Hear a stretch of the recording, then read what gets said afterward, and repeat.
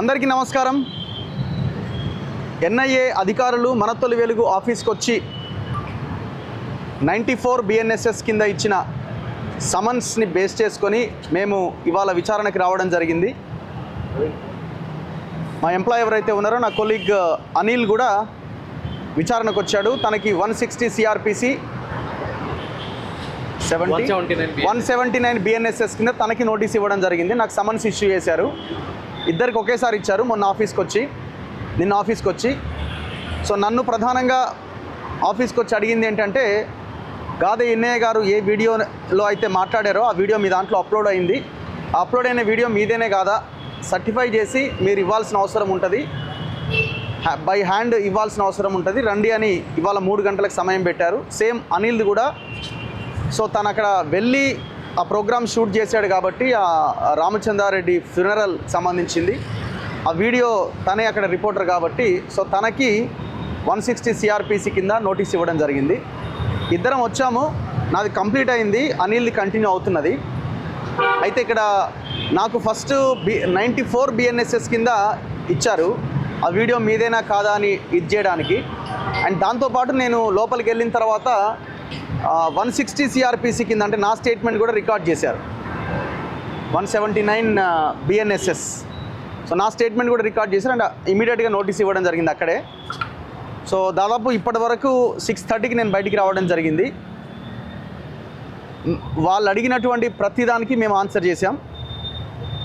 ఖచ్చితంగా మేము విచారణకు సహకరిస్తామని చెప్పాం. ఎక్కడా కూడా మా వైపు నుంచి విచారణకి కావాల్సినటువంటి ప్రతిదీ ఇవ్వడానికి మేము రెడీగా ఉన్నాం. భారతదేశ పౌరుడిగా, ఈ దేశ సిటిజన్గా అది నా బాధ్యత కూడా. ఇన్వెస్టిగేటివ్ ఏజెన్సీస్కి సహకరించాలి. సో ఖచ్చితంగా సహకరిస్తామని చెప్పాం. సో మమ్మల్ని విచారణకు కావలసినటువంటి ఏవేవైతే అంశాలు వాళ్ళకి కావాలనుకున్నారో అవన్నీ అడిగారు. మేము అన్నింటికీ సమాధానం చెప్పాం. చాలా ఫ్రెండ్లీగా వాళ్ళు క్వశ్చన్ చేశారు. మేము కూడా చాలా బాధ్యతతో, చాలా ధైర్యంగా మేము కూడా ఆన్సర్ చేయడం జరిగింది. సో ఇందులో ప్రధానంగా వాళ్ళు తెలుసు కదా, వీడియో ఎక్కడి నుంచి వచ్చింది, మీరే షూట్ చేశారా, ఎట్లా, ఇదంతా దానికి సంబంధించిన డీటెయిల్స్ అన్నీ తీసుకున్నారు. మేము అంతా క్లియర్గా అది మా ఛానల్కి సంబంధించిన దాంట్లోనే మేము అప్లోడ్ చేయడం జరిగింది. మీరు ఏ వీడియో లింక్ అయితే మీరు FIRలో పెట్టారో అది ఛానల్ది అని చెప్పడం జరిగింది. ఇదంతా కూడా ఇన్వెస్టిగేషన్లో భాగంగా వాళ్ళకి మేము పూర్తి ఇన్ఫర్మేషన్ ఇచ్చాం. వాళ్ళు కూడా సర్టిఫై చేసుకున్నారు, అయిపోయింది. సో దాని తర్వాత విచారణకు సహకరించాలి ఖచ్చితంగా అన్నారు. ఖచ్చితంగా సహకరిస్తాం. భవిష్యత్తులో మీరు చేసే ప్రతిదాన్ని మా సహకారం ఉంటుందని చెప్పడం జరిగింది. Thank you. ఎలాంటి క్వశ్చన్స్ అడగడం జరిగింది? క్వశ్చన్స్ అంటే బేసిక్గా ఎన్ఐఏ గారితో మీరు ఎప్పటి నుంచి జర్నీలో ఉన్నారు, సో ఇవన్నీ జనరల్ క్వశ్చన్సే, పెద్దగా ఇదేం లేదు. ఎందుకంటే ఇందులో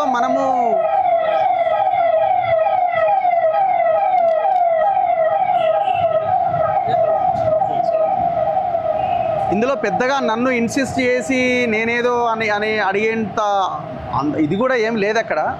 ఓన్లీ నేను మన ఛానల్లో ప్లే అయిన, మన తొలి వెలుగులో ప్లే అయిన ఆ లింక్ని బేస్ చేసుకున్న ప్రశ్నలే అక్కడ ఉన్నాయి. సో ఎందుకు అట్లా మాట్లాడారు ఏంటి అనేది మనకు సంబంధం, లైన్ కూడా కాదు అది. సో ఓన్లీ ఆ వీడియోకి సంబంధించిన ఫుటేజ్ ఎట్లా వచ్చింది ఏంటి అన్న దాని విషయంలోనే దాని చుట్టే తిరిగింది తప్ప ఇంకొకటి ఏం లేదు.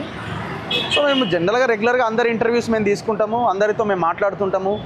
సబ్జెక్ట్ కోసం, అనాలిసిస్ కోసం చాలామందిని మేము కాంటాక్ట్ అవుతుంటాము. అందులో భాగంగా మేము అందరితో మాట్లాడతాం.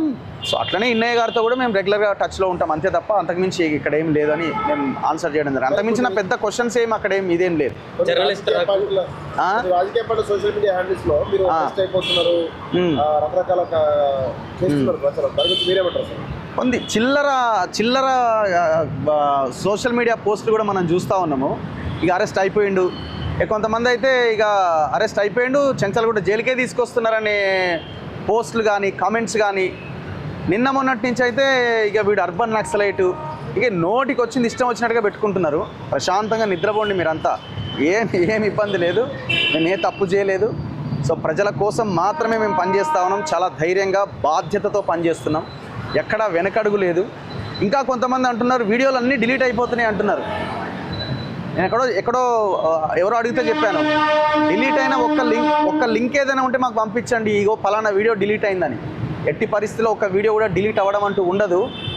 న్యాయస్థానం, ప్రజలు ఒక న్యాయం వైపుగా మేము పనిచేస్తూ ఉంటాము.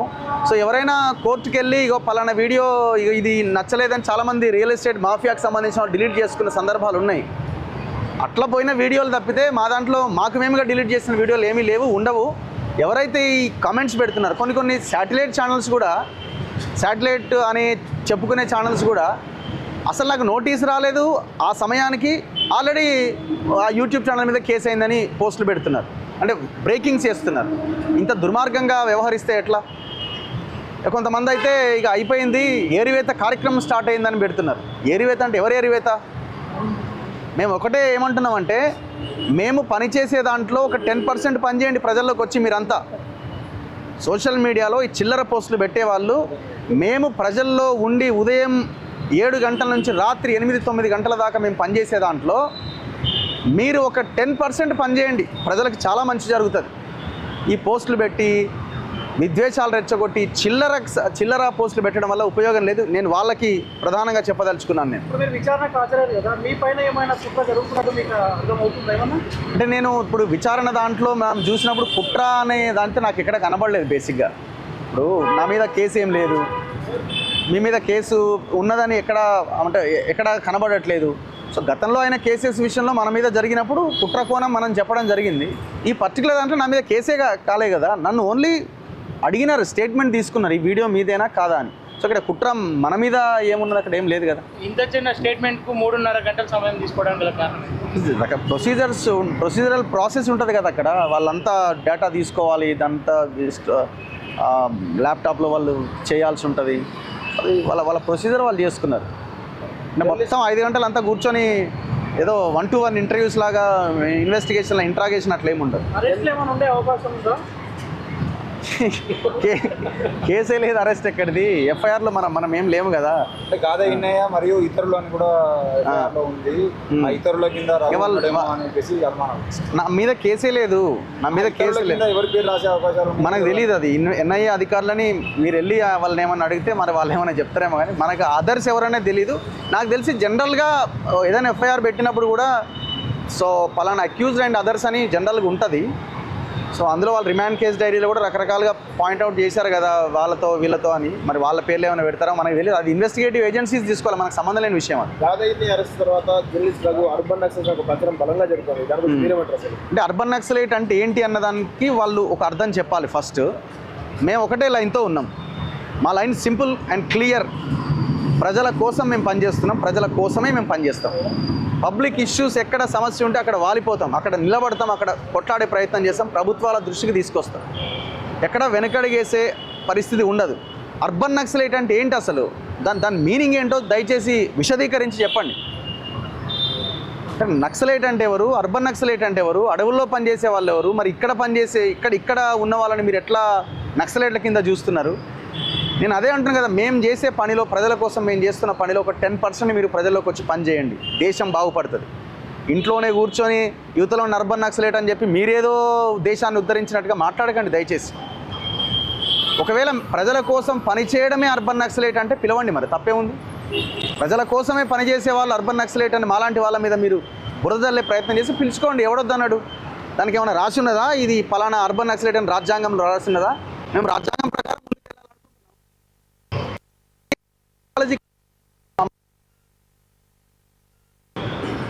ఇప్పుడు మీరు అనొచ్చు, మీరు మావోయిస్టుల దాని విషయంలో మీ లైన్ ఏంటి అంటే, నేను చాలా క్లియర్గా చెప్తున్నా కదా. ఇప్పుడున్న టెక్నాలజీ, ఇప్పుడున్న రాజ్యం చేస్తున్నటువంటి ఈ పరిస్థితుల్లో ఇంకా అక్కడ ఉండి మనం కొట్లాడడం అంత ఈజీ కాదు. సో మీరు చాలా పెద్ద ఎత్తున మేధావులు, చదువుకున్న వాళ్ళు, ఇదంతా ఒక క్రీమ్.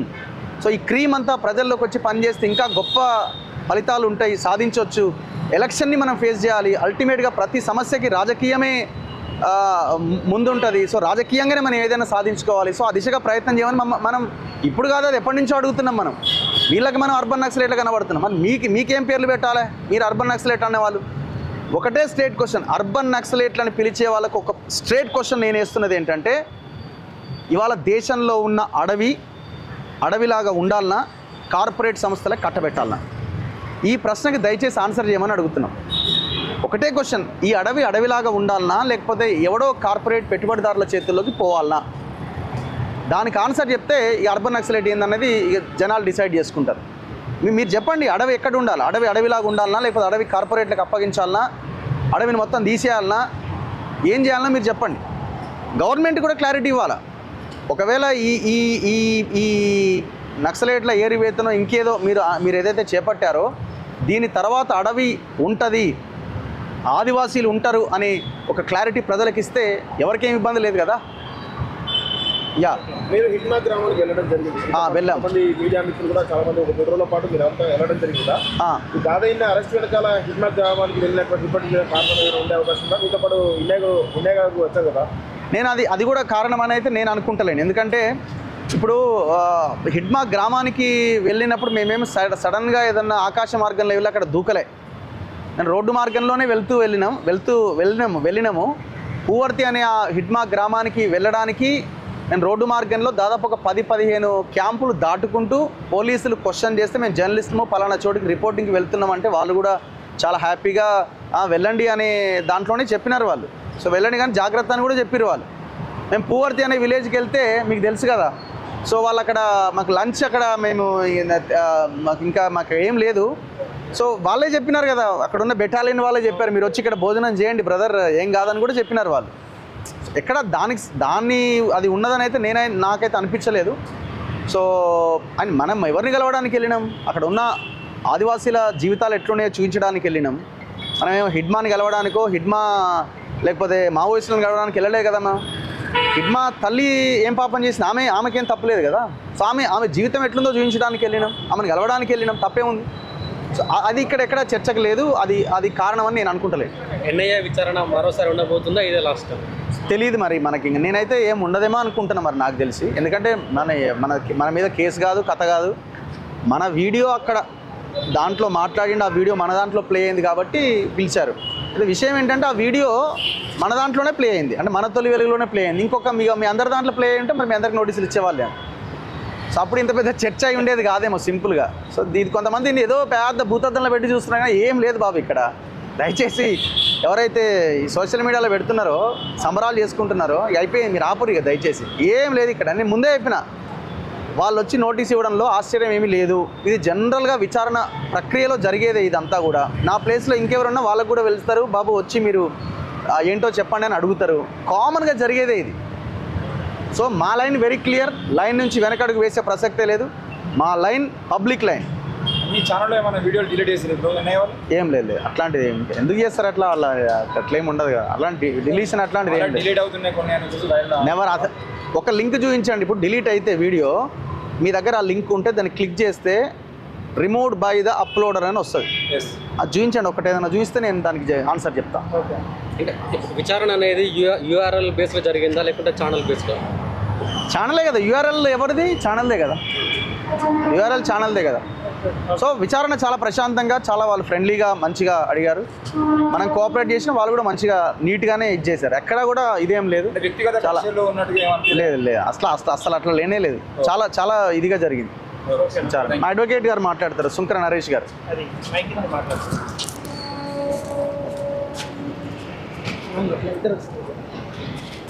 అందరికీ నమస్కారం. మనందరికీ తెలిసిన విషయమే, గాది ఎన్ఐఏ గారు అరెస్ట్ తర్వాత